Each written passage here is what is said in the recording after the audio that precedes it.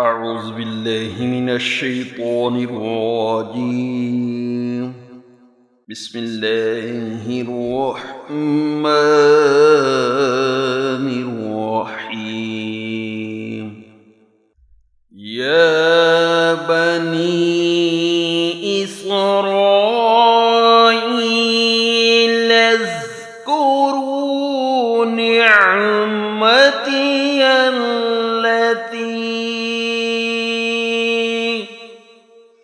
أنعمت عليكم وأني فضلتكم على العالمين. واتقوا يوما لا تجزي نفس عن نفس شيئا ولا يقبل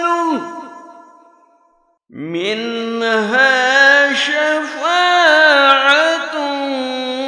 ولا يؤخذ منها عدل ولا هم ينصرون.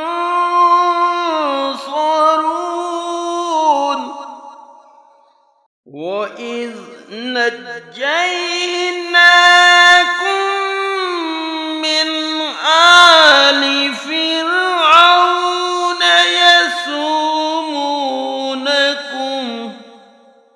سوء العذاب يذبحون أبناءكم ويستحيون نساءكم